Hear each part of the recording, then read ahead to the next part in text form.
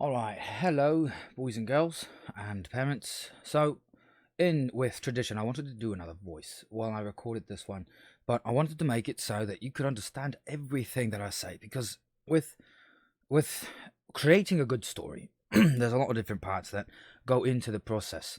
And one of the things that I want to make sure is very clear is the conflict. So, we have conflict in literature that we're looking at today, and the two important distinctions between conflict is internal versus external conflict. So, what do we mean by that? Well, this is taken directly from your packet, and they describe conflict as external conflict being a problem caused by another character or event in the story, and internal conflict, which is a problem inside the main character's heart or mind. You have to ask yourself, is the problem being caused by another character or event, or is the problem being caused by how the character feels about something, or maybe how they feel about the conflict? How does the character feel about themselves? And that's going to ultimately tell you whether it's external, right, if it's being caused by another character or event, or if it's internal, right, if it's inside of them. And they describe it up here as well as a tough feeling or tricky choice. That's your internal conflict. Now, it's all well and good, there it is in writing, but why is it important, and what do I mean? Well, it's important because when you're able to determine if it's internal or external conflict, you are able to better understand your character's motivation. We're going to see a lot of different examples as well. But conflict, boys and girls, going back to the main topic of this video, is literally what drives your story, right? Conflict. So we have our internal conflict. I want to break this down into thoughts and feelings. So they mentioned Lord of the Rings in the videos that we were watching, and there's a lot of different internal conflict that we have with our main character. And one of the things that they've mentioned is the power of the One Ring to rule them all, right? So you've got this gold ring, very powerful, right? The whole goal of the movie, Lord of the Rings, the whole goal of the movie is to get this one ring of power and destroy it. The whole journey, this ring is weighing down on them. They describe it in the books as it literally weighs heavier the closer you get to destroying it. And the ring, while it's an inanimate object, has a mind of its own. It wants to get back to its owner. And in doing so, it can mess with your mind. So the internal conflict is throughout the entire movies, and you see it with Frodo. He is slowly waging this internal battle against the ring while it tries to corrupt him, while it tries to get him to deliver the ring to its original master. It's a giant internal conflict, and at the very end of the series, I won't spoil anything, at the very end of the series, our character has a very, very strong feeling about destroying the ring. I couldn't find a video that wasn't copyrighted, like it just wouldn't play in my slides. The other example that I wanted to use was from Star Wars. Now, anyone who knows me knows that I'm a huge Star Wars fan. And one of the reasons I love the prequels is because I think it does a fantastic job of telling Anakin Skywalker's story. You can see internal conflict, and when you see internal conflict, you can imagine it in your head when you're reading. And many characters have moments like these, whether they're in movies, TV shows, cartoons, anime, or reading, in books, stories, online, all sorts of different outlets. Internal conflict, thoughts and emotions. That's an internal conflict. So, for some context, if you haven't seen this movie, and this doesn't spoil anything, Anakin is basically, he's been told, look, you've got a choice. There's a good chance your wife is going to die.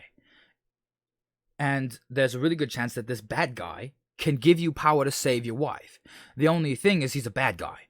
So you can help the bad guy, basically dooming your friends, and that'll save your wife, probably. Or you can choose to you can choose to let the bad guy die and possibly let your wife die, right? He's gonna make this choice, and they do it by showing you the characters. Again, the writing was poor. So this is his wife. I'm gonna skip ahead a little bit. Right around here,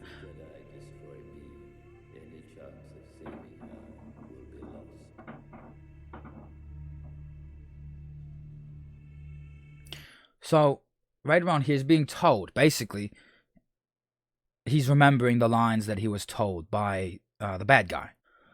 So they go a little farther and you see the wife, and then they have this moment where they're looking out over the city, and somehow or another, through poor story writing, they meet gazes. They are basically looking into each other's eyes from across this skyscraper. And he's really starting to think about this decision. Like, he's really struggling with this decision. He's looking out over the skyline, and the symbolism is he's looking at his wife. Basically, they're both able to gaze into each other's eyes. Not literally, but that's the symbolism there. And you can see he's struggling with this decision. You can see it causes him internal pain. There's nothing on the outside. No scars, no cuts, no damage. And then, of course, they do the cliched manly one tear sliding down the cheek, but you can see the internal conflict there. And it's an emotional process, right? That is internal conflict at its best. There's a lot of different examples of internal conflict, but those two examples I thought were really good examples that I've seen in literature and, well, I guess in literature and in movies. But now we get into the interesting stuff, which is external conflict. Now, there are four main external conflicts, and then there are two more recent external conflicts that have come into play. So the main four is man versus man, man versus society, man versus nature, man versus fate. Those are the four main external conflicts, right? They're things that are outside of the man. So man versus man, man versus society, an outside source, man versus nature, all around us, man versus fate, this uncontrolled force of, basically a force of nature that predetermines what you're going to do with your life. Then we have these two that have cropped up in more recent, and I mean recent as in like the last 50 years recent, right? Doesn't seem very recent, but in all of literature in the past 2,000 years, these two have just come up more recently. Man versus the unknown and man versus machine. Now, I already have some thoughts in my head, and I'm sure maybe you have some in yours, but we're going to get through all this step by step. Now, at this point in the video, I do want to warn you, this video might drag on a little bit. It might be a little longer because we have a lot of stuff to cover. Conflict is important, boys and girls, because if you're able to identify the conflict, you are most likely going to be able to predict the flow of the story, right? It's part of foreshadowing. If you're able to say, oh, this story is all about a man versus another man, right? A good guy versus a bad guy. You're able to determine that, okay, well, in this movie, we'll probably, in this book, or movie, he's probably not going to have to fight the government, and he's probably not going to have to fight a deity of some sort, right? Fate. He definitely won't have to fight the unknown. Like, he's fighting a man. He's fighting another bad guy. And if you're going to write a story, you need to include some kind of conflict, right? It could be internal, like we saw before, or it could be external, right? You want to put some kind of obstacle in the way of your protagonist. So, from that perspective, let's continue and look at man versus man. Now, these are just some examples. When I tell you that there are literally thousands upon thousands of different examples of man versus man in literature, I mean it. There's probably a million stories out there, probably more than a million stories out there in the world that you could read. And I'm sure a lot of them have to do with man versus man.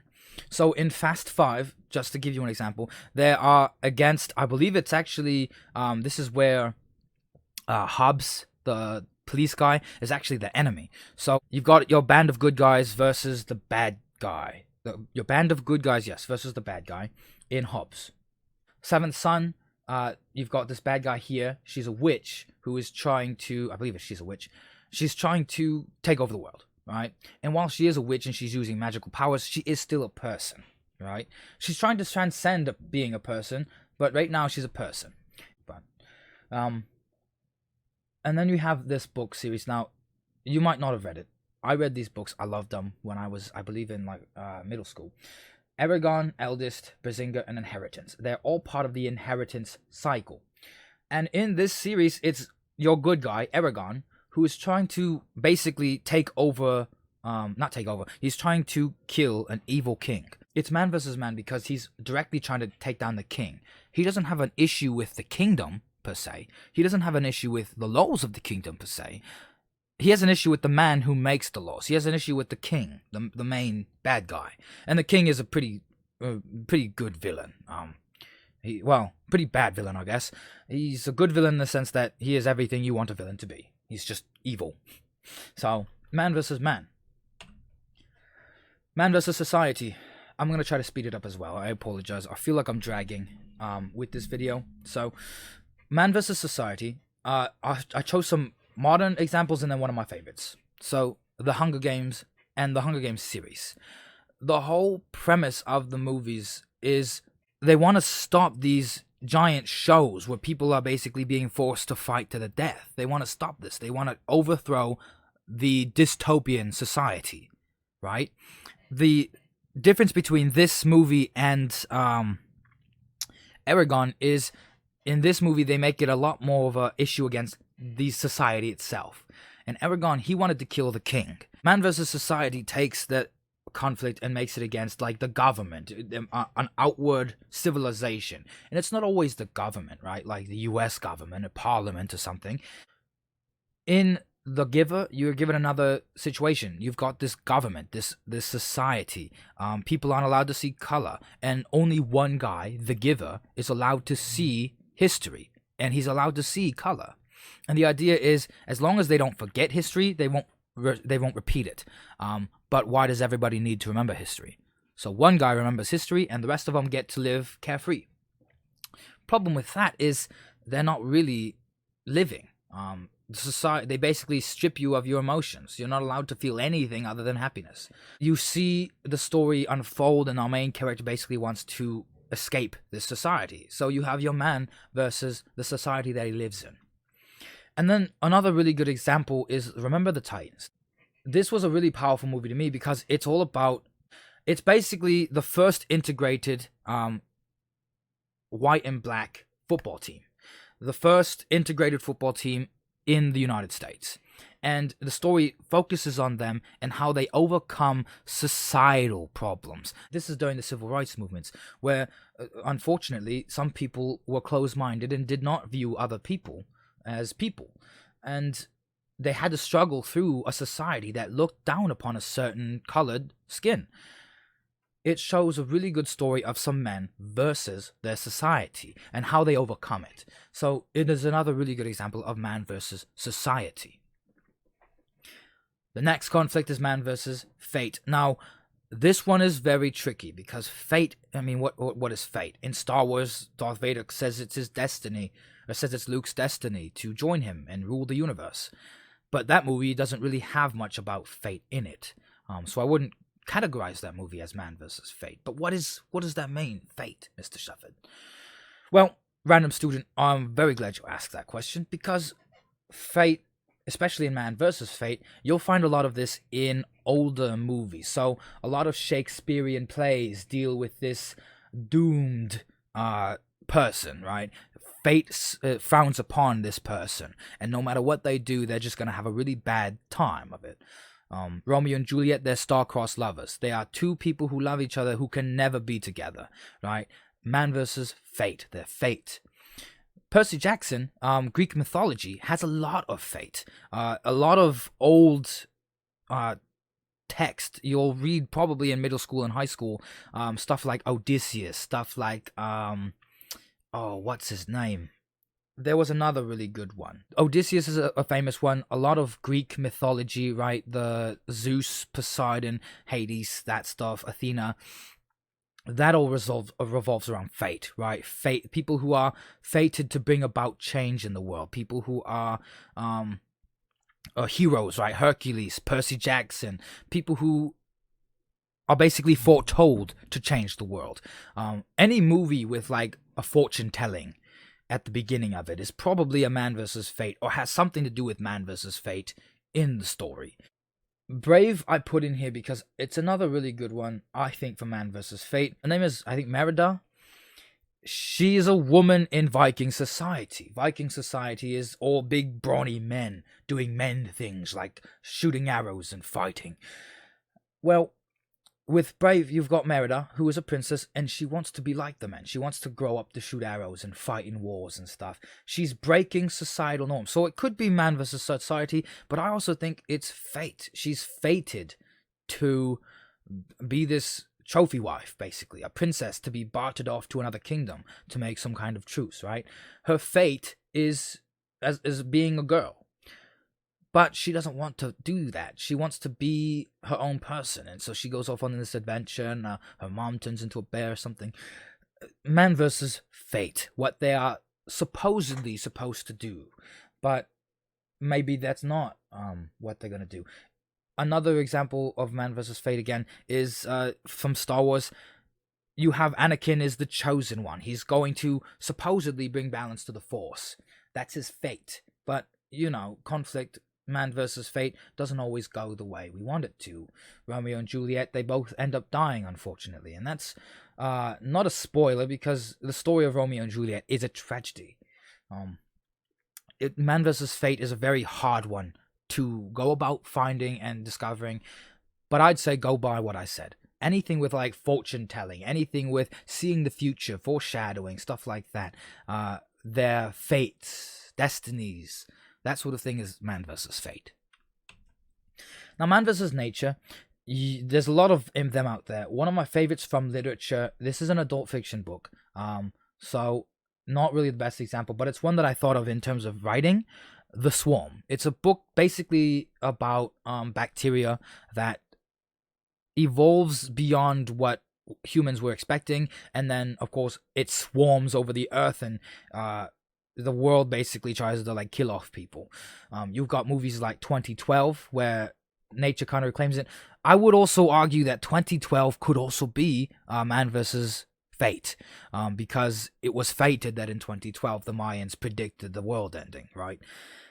But 2012 shows, the movie, it shows a bunch of natural disasters, floods, earthquakes, stuff like that. One really good example that I was thinking of when making the slides was The Day After Tomorrow. So sort of like 2012 and The Swarm, it's about global climate change. Sorry, global warming is not the term. Climate change, and how if we're not careful with how we treat the planet is basically gonna go crazy. And you can see the Statue of Liberty is all under snow, it's frozen over. Man versus nature, where nature takes over the fight. And yeah, that's pretty much man versus nature. That's a pretty straightforward one. Anything that has to do with nature, natural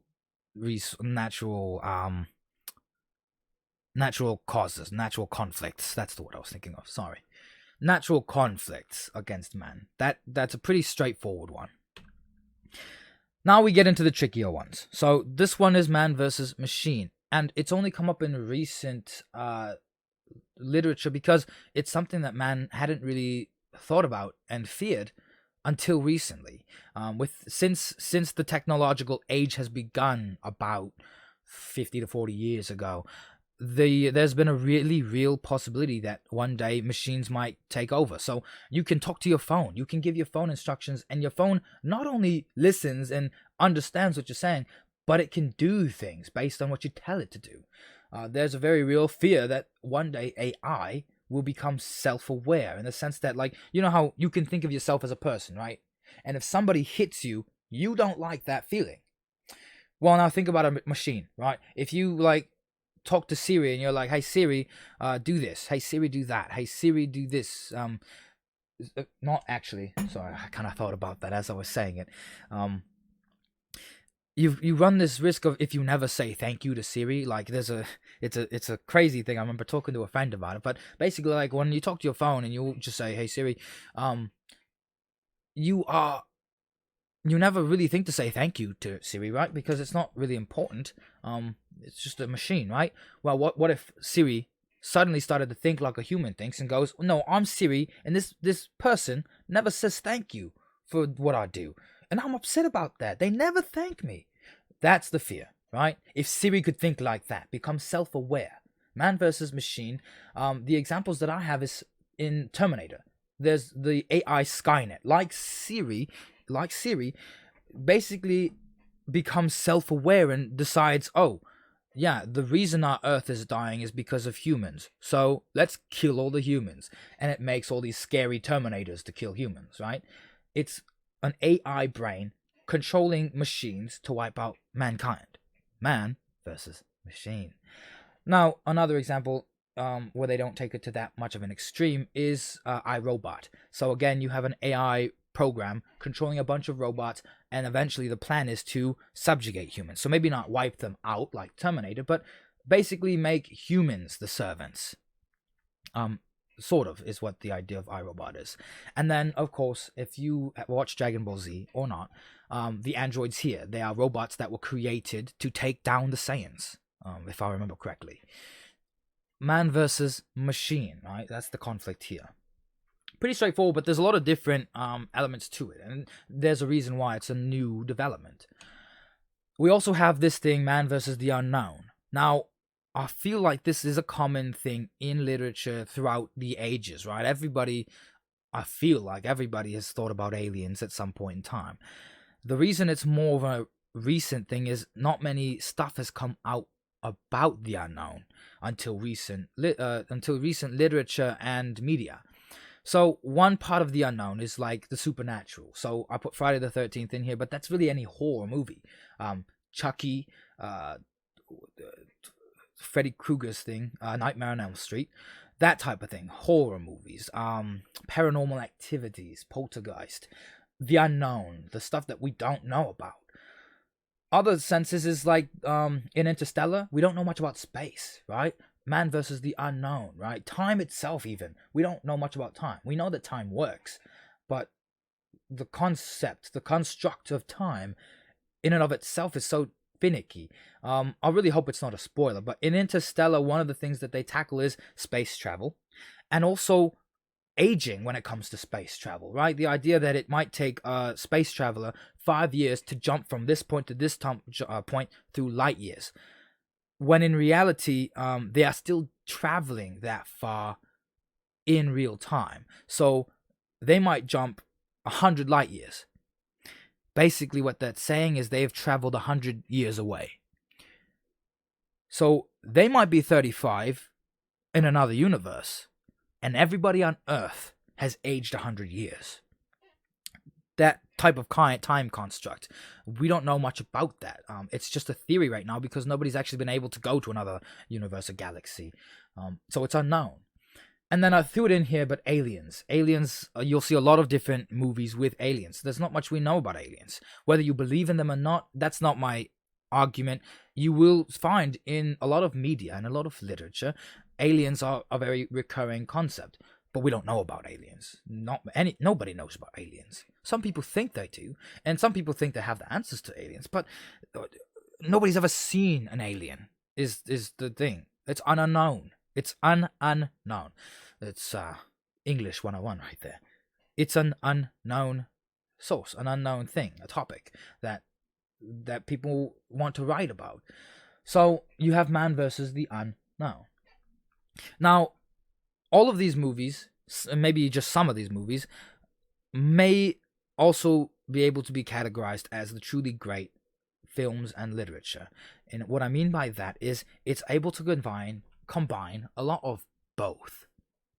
What I mean by that is really good literature, whether it's writing that you're doing as students or reading that you're doing or movies that you're seeing, really good stories are able to incorporate both internal and external conflicts. And you'll notice some movies have more than one external conflict. They'll have more than one internal conflict. And oftentimes, the internal and the external conflict will often mesh together, right? So, like I mentioned with Star Wars, you've got Anakin Skywalker, who is basically told he is fated to destroy the bad guys. He's the chosen one. He's going to destroy the Sith. He's being told that fate has determined he will be a hero. Man versus fate is the external conflict. But as I showed you, you see him having these internal conflicts too, right? He's being told to be like a Jedi, but he's unlike any other Jedi that's come before him. He's being told he's just like every other Jedi, but then he's told he's the chosen one. He's told, I can save your wife and you can join me, or you can betray me and go with your friends and risk your wife dying, right? You've got all these different conflicts going on. If you can fuse a bunch of different conflicts into a story, you've got a story. And a good story tells both kind of conflicts. to wrap all of this up, why is this important? Why has Mr. Shuffett rambled to you for half an hour? Well, conflict drives the storytelling, right? Like I just said, it's what gives you your rising action, right? You are introduced to a problem, and then throughout the rising action, you are trying to resolve that problem. You are telling the story, and you are driving it with the conflict. At the climax of the story, the very top point, the most exciting point, that's where your conflict is mostly resolved, right? So the big conflict is resolved. And then from there, it's just descending actions, right? From there, it's just the wind down. And you can either discover new conflicts, right, in a series, especially like going back to the MCU. Remember, at the end of Avengers was when we saw Thanos for the first time. And is when we saw Thanos say, oh, like, Avengers, eh? Sounds interesting. I'm a big bad guy, right? You get this new conflict, which is going to then produce more movies, right? Another reason why conflict is important is it's what motivates our characters. So going back to what I said at the very beginning, character development has a lot to do with their motivation. Why is the character important? Why do I care about this character? You care about people like Harry Potter, people like Iron Man and Captain America, because of what they're trying to achieve. Harry Potter's trying to defeat this evil sorcerer. Tony Stark and Captain America are trying to defeat Thanos, while righting wrongs of the past, right? That is the conflict. That is what drives them. That is what motivates them. Conflict is what motivates your characters in a story. And the third most important reason, at least from what I can think of, is that it is always probably resolved by the end of the story, right? Or it should feel like it has. Now, the reason I say probably is because at the end of every story, the good guy wins, right? Recently, movies have been trying to do this thing where they psych people out, right? They sometimes will end a story in a way that doesn't seem satisfactory. So Star Wars Episode 3, Revenge of the Sith win, the bad guys win, and the good guys lose. Avengers, Infinity War, Thanos snaps and half the universe goes away, right? Conflict is probably always resolved by the end of the story, or it should feel like it has. See, people walked out of theaters after Infinity War feeling dissatisfied. That was their point. That was the whole reason. That's what drew you back to theaters the next year, right? But for the most part, in most storytellings, the conflict will be resolved, and that's why it's important. Because when you're at the beginning of the story, like I said, and you're saying, oh, it's a man versus a man, by the end of the story, you should be able to say, oh, the man beat the man, right? If you can't say that, then you gotta scratch your head and say, okay, well, is there a sequel? Is there another part of the story? What's gonna happen next, right? A good story, a good reader and a good writer can tell when the conflict is resolved. And usually that's by the end of the story. Some good readers and writers will change it up, right? Like I just mentioned, we've had some movies where the bad guy wins. They break what is the norm. And it works for the most part. But, again, these are the 3 reasons why I think that conflict is important. Because it drives the story, it motivates your characters, and it's probably always resolved by the end of the story. So, I really hope that this is useful. This has been a video about conflict, and exactly what conflict is in narrative writing.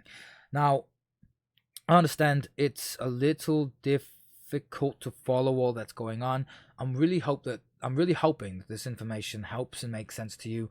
If it doesn't, please by all means reach out to me through any means that you can, and I will try and help you understand, or I guess we can try to understand together more in-depth examples. If there's any questions that you have about anything that I've said in this, please reach out to me and let me know, because that's my whole goal, is to help you learn. I'm trying to give you information that I think is important and information that I deem important, but I'm not you, right? So it might be different. You'll also notice that this didn't have an introduction or an outroduction. I just wanted to make this video after 3 days of technical difficulties. I just wanted to get this out for you. I do think I shortened it a little bit, but it's going to be a little long still. So I apologize for having made you wait through the entire video. I really hope again that it was useful and informational, and I will see you in the next video. Have a wonderful rest of your day. Goodbye.